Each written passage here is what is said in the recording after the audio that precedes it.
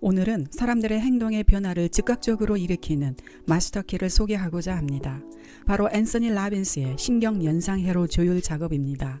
그는 미국뿐 아니라 전 세계적으로 유명한 변화 심리학의 최고 권위자입니다. 1000만 부 이상이 팔린 초 베스트셀러 내 안에 잠든 거인을 깨워라에서 사람을 변화로 이끄는 6단계 중 가장 중요한 핵심 부분을 소개해 드리고자 합니다.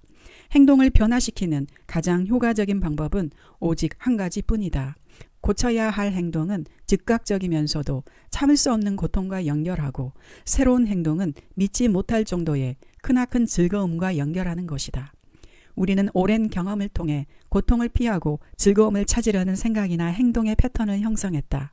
지금까지 우리는 지겨움, 좌절, 분노 같은 감정들을 느끼게 되면 어떻게든 거기서 벗어나려는 방법을 찾는다. 즉, 쇼핑을 하거나 음식을 먹거나 마약, 술 같은 것을 찾는다. 또 어떤 경우에는 아이들에게 공연히 화를 낸다. 우리는 의식적이든 무의식적이든 이런 행동을 하는 신경연상회로가 순간적으로 고통을 줄이고 저급한 즐거움을 얻을 수 있다는 것을 알고 있다. 우리가 원하는 것을 성취하지 못하도록 방해하는 것이 무엇인지 알아내야만 한다.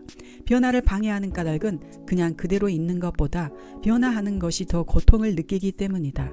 대부분의 사람들은 자신이 진정으로 변화해야만 한다는 것을 알고 있다. 그러면서도 변하지 못하는 이유는 그들 자신이 그것을 막고 있기 때문이다. 변화는 능력의 문제가 아니라 동기의 문제이다. 누군가가 우리의 머리에 총구를 들이대고 지금 당장 우울한 감정에서 벗어나 행복하다는 기분을 느껴라 라고 말한다면 누구라도 자신의 감정 상태를 바꾸려고 있는 힘을 다할 것이다. 그러나 우리가 보통으로 말하는 변화란 그냥 그렇게 되면 좋겠다는 정도이다. 무슨 일이 있어도 반드시 변화하겠다고 생각할 만큼 절박한 것이 아니라는 데 문제가 있다. 또는 반드시 변화해야 한다고 느끼고 있지만 천천히 하면 되겠거니 하고 생각하는 데 문제가 있다. 지금 당장 변화할 수 있는 유일한 방법은 그 감정이 너무도 강렬해서 변화하지 않고는 못 베기는 긴박감을 만들어내는 것이다. 변화하고 싶다면 그것을 할 수 있다는 능력의 문제가 아니라 해야 한다는 의지의 문제라는 것을 알아야 한다. 변화하든 변화하지 않든 그것은 얼마만큼 동기부여를 받았느냐 하는 수준에 달렸다. 또 변화 여부는 고통과 즐거움 사이의 역학관계에 달려있다. 예를 들면 흡연으로 폐암에 걸리면 어쩌지? 라고 생각하다가도 담배가 주는 즐거움이 없어지면 무슨 낙으로 살지? 와 같은 생각처럼 고통과 즐거움이 함께 연결되면 우리의 뇌는 혼란을 느껴 무엇을 해야 할지 명확한 결단을 내리지 못하게 된다. 그렇다면 이것을 어떻게 변화로 이끌 수 있을까? 사실 가장 효과적인 방법은 고통의 문턱까지 가는 것이다. 다시 말하면 고통의 강도가 상상을 초월할 정도로 커져야 한다. 당장 변해야 해. 단 하루도, 아니 단 한순간도 이렇게 살 수는 없어 라고 느끼게 되면 지금 당장 변할 수 있다. 어느 날 더는 뚱뚱한 몸매를 견딜 수 없어 마침내 다이어트를 결심하게 될 때가 바로 마지막 벼랑 끝으로 몰렸던 순간을 경험한 셈이다. 그것은 좋아하던 청바지에 다리가 잘 안 들어갔다든가 배나 허리살이 불룩 튀어나와 접히는 것을 목격한 순간일 수도 있다. 지렛대는 아주 무거운 것을 들어 올리거나 움직이는 도구이다. 지렛대는 흡연, 술, 과식, 비난 같은 습관이나 우울증, 걱정, 두려움 같은 부정적인 감정을 변화시키는데 절대적으로 필요하다. 변화하려면 자신이 바뀌어야 한다는 것을 머릿속으로만 생각하는 정도로는 안 된다. 자신의 마음속 가장 깊은 곳에서, 그리고 가장 본능적인 감각으로 반드시 바뀌어야 한다는 것을 인식해야 한다. 오랫동안 다른 심리치료 방법에서 실패했던 사람을 단 한 번에 변화시키고자 할 때 나는 그 사람에게 가장 큰 지렛대 효과를 발휘할 수 있는 것이 무엇인지부터 알아낸다. 철학자 니체는 왜 그것을 해야 하는지 확실히 아는 사람은 어떤 것도 참고 견딜 수 있다고 말했다. 변화에서 어떻게의 중요성이 20%라면 왜의 중요성은 80%나 된다. 반드시 변화해야 하는 이유를 강력하게 이해하고 나면 지난 몇 년 동안 시도해도 잘 안 되었던 변화를 순간적으로 만들어낼 수 있다. 우리가 활용할 수 있는 가장 큰 지렛대는 외부에 있는 것이 아니다. 그 지렛대는 우리가 내부에서 느끼는 고통이다. 자신이 스스로 세운 기준에도 못 미치는 삶을 살고 있다는 것을 깨닫는 것은 심한 고통이다. 그것은 외부에서 오는 압력이 아니라 우리 내부에 쌓이는 압력이다.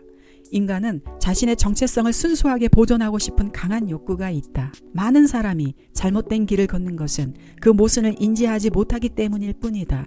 이들을 도우려면 그들이 이런 잘못을 가지고 있다고 야단치거나 지적하는 것으로는 안 된다.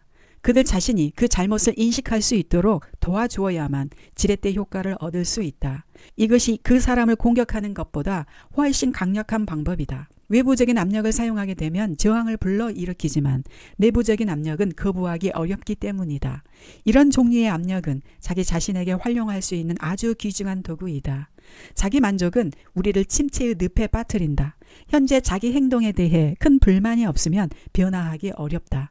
인간이란 동물은 압박을 가해야 반응하기 때문이다. 우리는 변화해야 한다고 느끼거나 알고 있음에도 왜 쉽게 변화하지 않을까? 그것은 변화하지 않는 것보다 변하는 과정을 더 고통스럽게 느끼기 때문이다. 나와 이웃을 변화시키려면 변화하지 않는 것을 참을 수 없는 큰 고통으로 느끼게 하고 변화하는 것을 굉장히 좋게 그리고 즐겁게 느끼도록 해야 한다.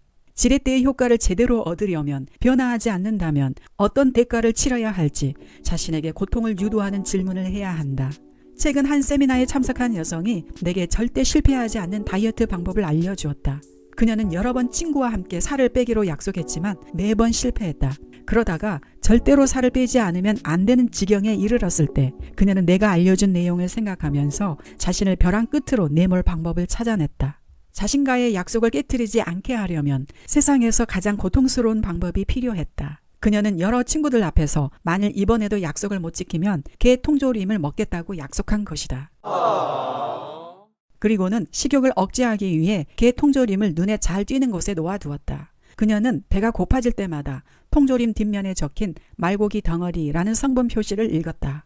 이런 방법으로 결심을 지켜냈고 마침내 목표를 달성했다.